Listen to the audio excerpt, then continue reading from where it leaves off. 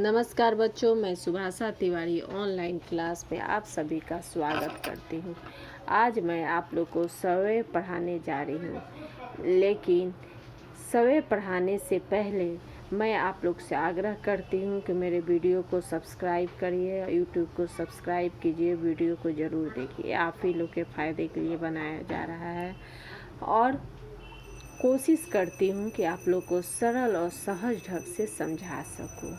मैं अपनी विद्वता नहीं प्रकट करना चाहती, सिर्फ मैं आपके लिए वीडियो बनाई हूँ सरल सहज ढंग से समझाने के लिए। इसलिए आप लोग मेरे वीडियो को ज़रूर देखें। फिर भी समझ में नहीं आए तो मुझसे आप लोग अपना पर्सनल कॉन्टैक्ट नंबर से संपर्क भी कर सकते हैं और पूछ सकते हैं। तो चलिए बच्चों, आज सवय पढ़ाने जा रहे। इसके रचयिता है, कौन है रचयिता बच्चों? रस खान।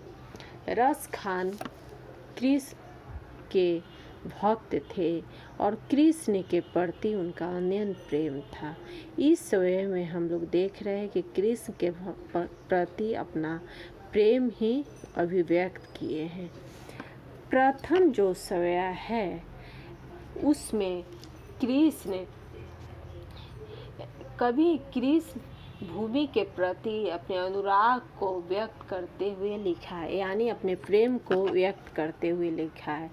मानुष हो तो वहीं रसखानी बसो, ब्रज गोकुल के गांव के गंवारा। मानुष यानी मनुष्य, हो तो वही रसखानी यानी रसखान जी कहते हैं। बसो बसना चाहते हैं, ब्रज गोकुल गांव। यहाँ पर कवि रस खान, बच्चों एक बात याद रखिएगा, ये पूरे सवय की भाषा है ब्रज भाषा, हिंदी नहीं है बच्चों, ब्रज भाषा हमेशा याद रखिएगा। तो कवि कह रहे हैं कि हे ईश्वर, मुझे यदि आप मनुष्य में जन्म दिए हैं तो मेरा निवास स्थान कहाँ बनाना? गोकुल गांव में गंवारन के बीच में बनाना, ग्वालों के बीच में बनाना। जो पशु हो तो कहाँ बस मेरो, चरो नित नंद के धेनु बझारन। पशु यानी जानवर हो यदि हूँ, कहाँ बस मेरो का अर्थ है, कवि कहना चाहते हैं यह मेरे बस में नहीं है कि मैं किस रूप में जन्म लूँ, लेकिन कभी ईश्वर से प्रार्थना करते कि जिस रूप में भी जन्म लूँ तो मुझे गोकुल या कृष्ण के ही समीप रखना। इसके लिए देखिए क्या क्या बता रहे हैं। जो पशु हो तो कहाँ बस मेरो, चरो नित्य नंद की धेनु बजा। यदि पशु में जन्म लूँ, कोई बस नहीं कि किस में जन्म लूँ, यदि पशु में जन्म लूँ तो मुझे चरो चराना, नित्य हमेशा नंद यानी कृष्ण के जो पालक पिता नंद थे, जो पाले थे, नंद धेनु यानी गाय, नंद के गाय के बीच में ही मेरा जन्म लेना और वहीं पर मैं चरूं। पाहन हो तो वहीं गिरी को जो किसी हरिछत्र पुरंदर धारण। पुरंदर यानी इंद्र, पाहन यानी पत्थर, गिरी यानी पहाड़। यहाँ पर श्री कृष्ण से या अपने ईश्वर से रस खान जी आग्रह करते हैं, यदि मुझे पत्थर में जन्म लेना तो उसी पत्थर में उसी पर्वत का हिस्सा बनाना जिसे श्री कृष्ण ने छत्र के रूप में उठाया था पुरंदर इंद्र के कोप से बचने के लिए, यानी गोवर्धन पर्वत में मेरा ही अंश बनाना पत्थर के रूप में। श्री कृष्ण आग्रह करते हैं कि यदि पत्थर के रूप में मेरा जन्म देना तो गोवर्धन पर्वत का हिस्सा बनाना जिसे श्री कृष्ण ने इंद्र के क्रोध से बचाने के लिए धारण किए थे।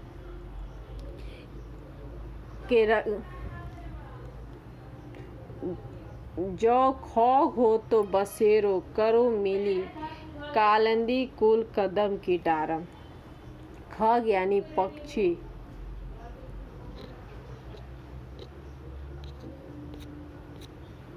पक्षी हूँ तो बसेरो करो, मेरा बसेरा यानी मेरा निवास करना, मेरा रहने का स्थान देना कहाँ करो। मिली कालिंदी, कालिंदी यानी यमुना, कुल यानी किनारे, कदम यानी पेड़, कदम के पेड़।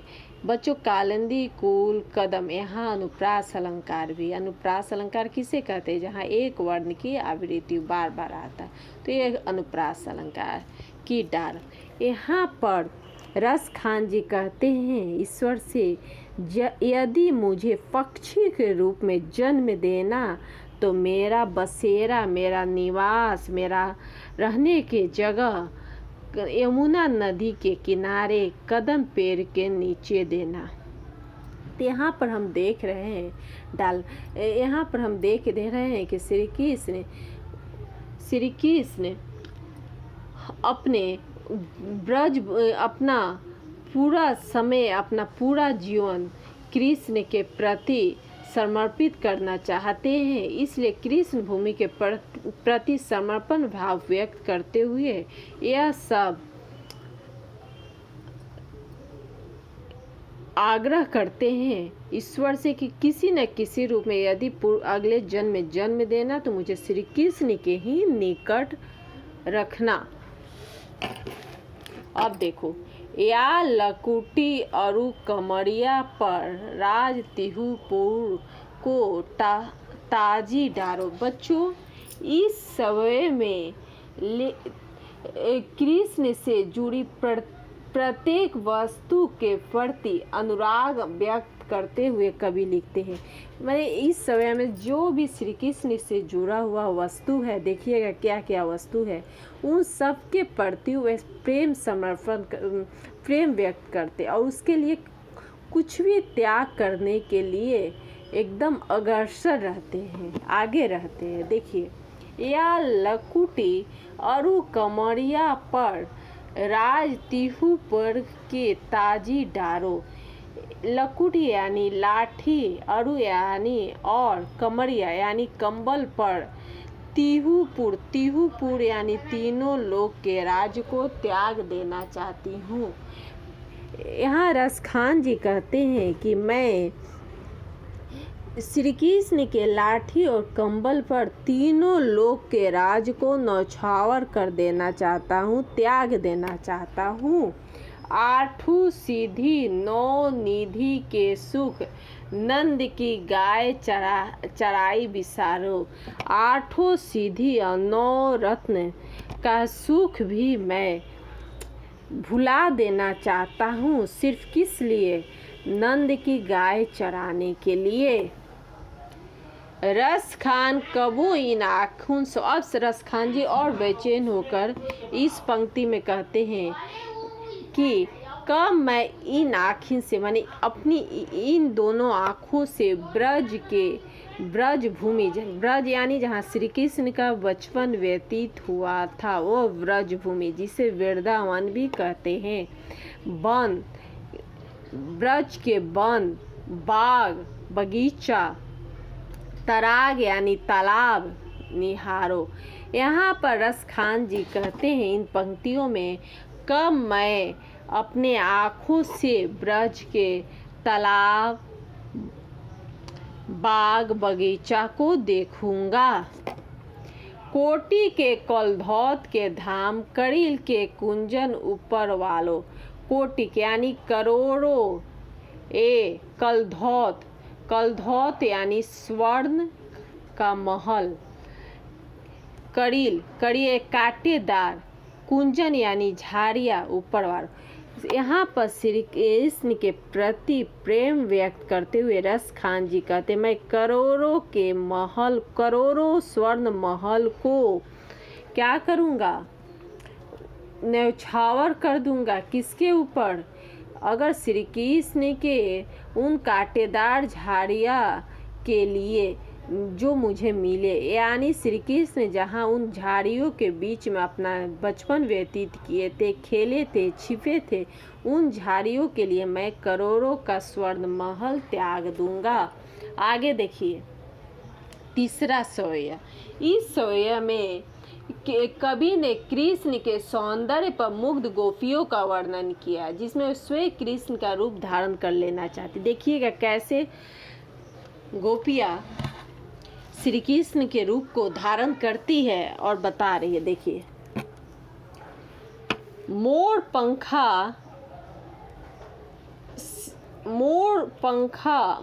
पखा सिर ऊपर रखियो, गूंज की माला गले पहरोगी।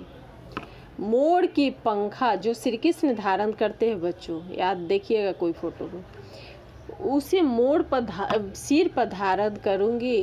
गूंज की माला, यहाँ एक सखी दूसरे सखी से कहती है, माने एक गोपी दूसरे गोपी से, गूंज की माला गले पर, और जो गूंज की माला है उसे गले में पहन लूँगी। जो श्री कृष्ण गले में पहनते वो मैं भी पहन लूँगी।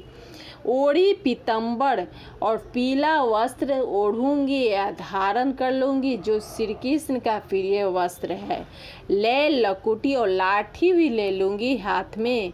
गोधन ग्वारिन संग फिरूंगी, और लाठी लेकर जैसे श्री कृष्ण गाय के पीछे ग्वाल वाल के साथ घूमते फिरते मैं भी घूमूंगी या फिरूंगी। लेकिन जो कुछ भी श्री कृष्ण भाव तो यानी अच्छा लगता है वह सब मैं करूँगी। वही मेरी रसखानी, वह सब मैं करूँगी।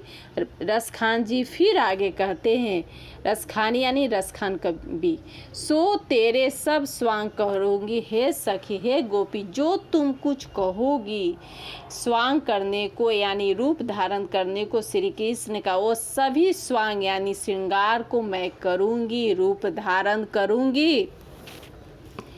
या मुरली, लेकिन मुरली बांसुरी, मुरलीधर, श्री कृष्ण का दूसरा नाम मुरलीधर, लेकिन मुरली को अधारण धरी अधरा न धरू, जिसे श्री कृष्ण अपने ओठों पर धारण करते उसे मैं ओठों पर धारण नहीं करूँगी।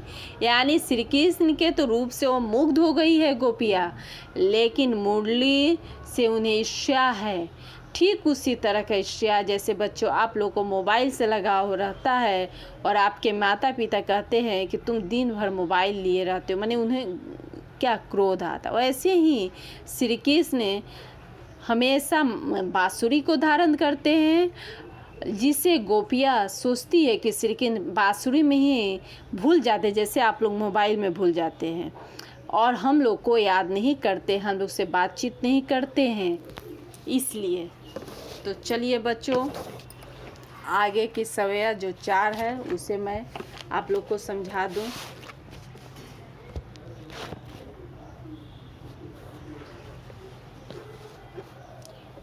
इस चौथा सवैया में कृष्ण के मुरली के धुन और उनकी मुस्कान के अचूक प्रभाव तथा गोपियों की व्यवस्था का वर्णन है। कृष्ण के बांसुरी का धुन क्या होता है, उस अचूक प्रभाव, गोपियों की व्यवस्था क्या है, इसका वर्णन है। काननी दे अंगुरी रहोबे, माने कान में अंगुरी यानी अंगुली रख दूंगी। जब ही मुरली धुनी मंद बजे, जब कभी भी श्री कृष्ण के धुन मंद बांसुरी वाले धुन, सुरीला बांसुरी की धुन बजाएंगे तो मैं कानों में अंगुली डाल दूंगी। मोहनी तानन सो रसखानी, वो जो अपना आकर्षित करने वाले धुन और तार को सुनाएंगे। अट्टा चढ़ी गोधन गहे तो गए, वो अटारी पर यानी ऊंचे मंजिल मकान पर जो छत या होता है या छत के ऊपरी हिस्से पर भी चढ़कर गोधन को सुनाएंगे तो फिर भी मैं नहीं सुनूंगी। गोधन यानी गाय को भी बांसुरी तान सुनाएंगे जिससे सब गाय चली आती है, लेकिन मैं नहीं सुनूंगी, मैं नहीं आऊंगी।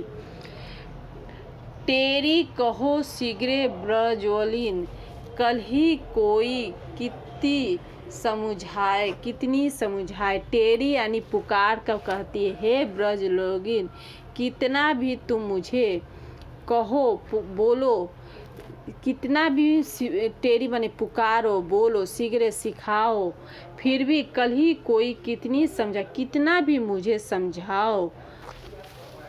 मायर वो मुख की मुस्कानी संभरी ना जय है न जय है न जय है। लेकिन मैं तो उनके बांसुरी के धुन को नहीं सुनूंगी, जो कोई भी सुनकर मनुष्य जानवर तक आकर्षित होकर उनके पास चले आते, लेकिन मैं नहीं सुनूंगी, कान में उंगली दे दूंगी। यह मैं चिल्ला कर कह रही हूँ और समझ।